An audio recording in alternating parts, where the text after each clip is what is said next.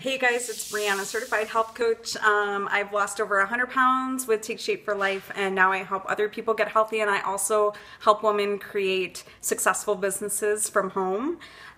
So today I posted this little preview on my Facebook and also on my Instagram. If you're not following me there, my little handle is at mycoachbrianna. It's all across the board: YouTube, Facebook page, and also Instagram.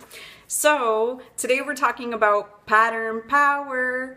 And if you guys have kids, you've watched Team Umizoomi, I'm sure at some point. It's a kids show on Nickelodeon. It is aimed at preschoolers, I guess, to learn math and science.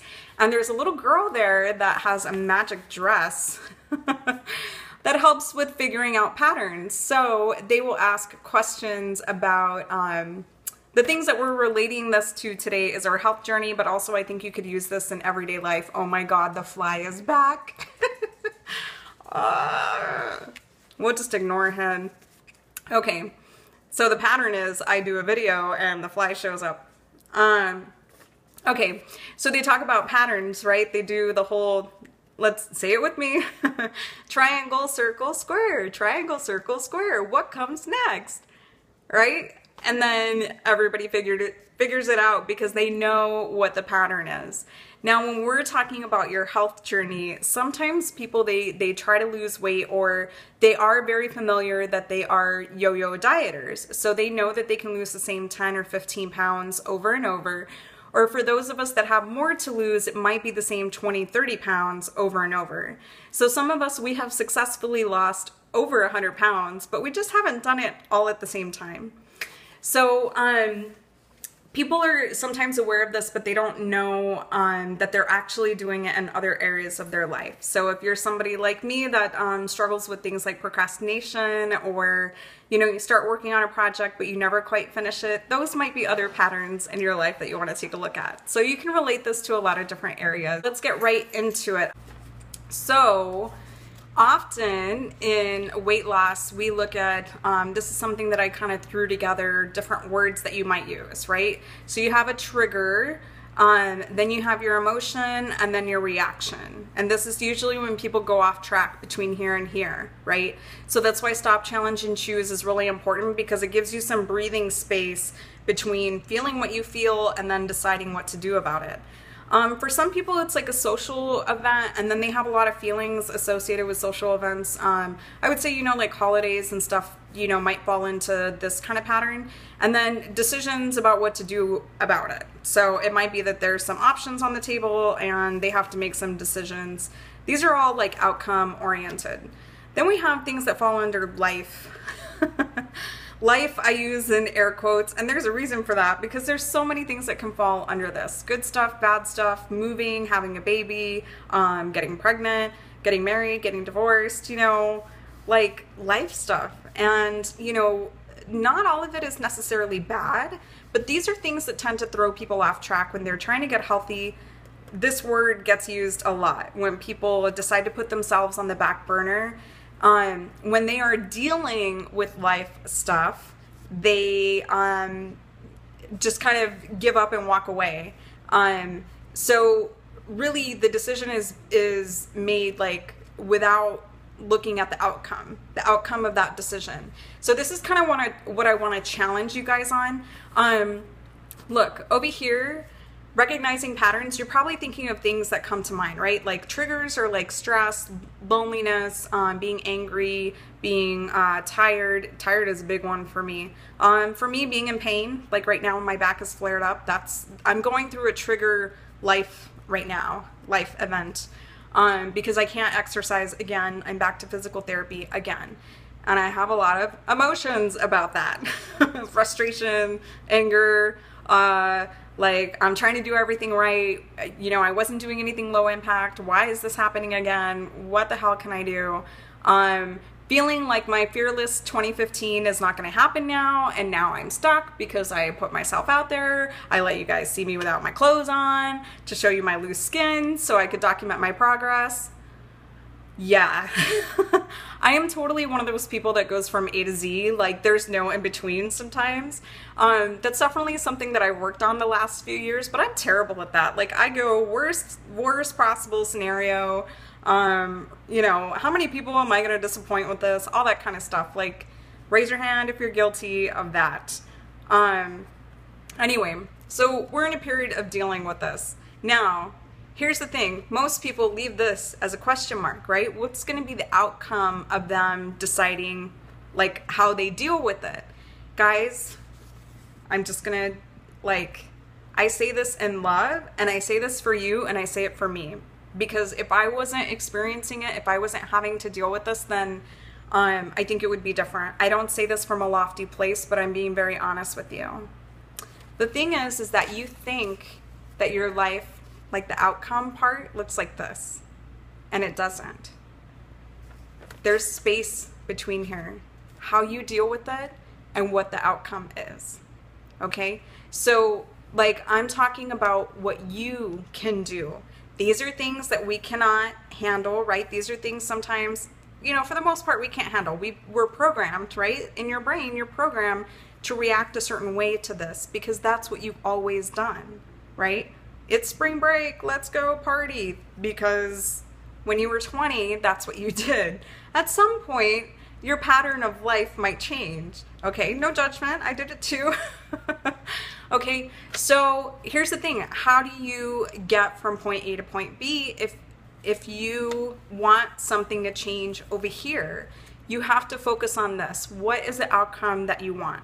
So in the midst of dealing with emotions, with really raw emotions, with feelings, with like dealing with all the stuff over here, can't control, this is all very natural, like not good or bad, right? Like it's like you're entitled to feel however you feel. Okay, let's focus on this. What do you really want? What do you want out of your health journey? What do you want out of your life? And the reason that you can't just put your health on the back burner is this. Eventually my back might get better, right? Maybe I'll have to have surgery years down the road, okay? I may not be able to control that, okay? But what about my outcome as far as like my eating, as far as like the exercises I'm willing to do, as far as my consistency on my physical therapy and everything like that? Do you think that that might make my outcome better? I'm focused on getting out of pain, healing from the inside out, and also getting physically fit. So if I only focus on how I feel about it right now, it's not going to get me what I want in my life. And if you guys go back a couple of videos, you really need to know what you want in your health journey, because all that other stuff is going to happen. You're going to have triggers. You're going to have emotions. Some of them are, you know, monthly emotions. Some of them are, you know, difficult things that you're walking through emotionally, spiritually, physically, whatever. You know, we are whole beings. You can't compartmentalize like, oh, this is going on at work, but, you know, it's not affecting how I deal with home life. You know, you do have to choose how you react to things and how you really want the outcome to turn out. So instead of focusing like on all the negative things that are going on, or maybe all the negative ways that you feel, I feel very negative because I do feel like I'm experiencing a setback. What other option do I have but to grow through it, learn through it? Frustration doesn't really do anything to move me forward, and it doesn't help me help you guys. And I just feel like, okay, I moped around for like a week. I gave myself that time. I went and I had a massage today. I went to physical therapy, and you know, it's like, all right, I'm gonna dust myself off and I'm just kind of gonna move forward. And but I want you guys to get really clear on what you want the outcome to be, and give yourself the space like between the dealing and the outcome. Okay, keep your eye on this, because I know that setbacks are difficult, and I'm not talking about being perfect. I've shared with you guys I'm not perfect. My eating hasn't been perfect lately. I'm really working on keeping my eye on the outcomes. Just real quick, guys, here is the thing. If you want to change the outcome, you're going to have to change the pattern. So it doesn't mean that necessarily these things here are bad or good. It's just a matter of changing what happens in this space here When your decision making happens, when you feel like you just want to say, F it, who cares? Why do I even work on this? Why am I even worrying about this or whatever? It's because of this. You're looking for your outcome and the things that are really important to you in your life. And if you have goals that are strong enough, then there's nothing that can take you away from this. You might get a little bit sidetracked here and there. You might step off the rails a little bit, but you know, what you want in your life has to be powerful enough to keep you on track. And if that doesn't matter to you, go back and watch my video on ambivalence, okay? So you don't want to be ambivalent about your life. It would be really easy for me to say, like, I don't know, I'll just go do something else, or I won't care if my back is injured, or, you know, everybody will understand if I'm fearless in 15 and being fit and healthy and dropping my body fat percentage and getting healthy doesn't happen because I have this excuse that my back hurts and that I have this injury. And those are all true. You guys are so gracious to me in my journey and so empathetic and so compassionate. And those are all true. But I want my outcome. I want to not walk away from my Fearless and Fit 2015. It might look different now because of my injury, because of my setback. It might look different. You know, I don't know what's going to happen 2 months from now, 2 weeks from now.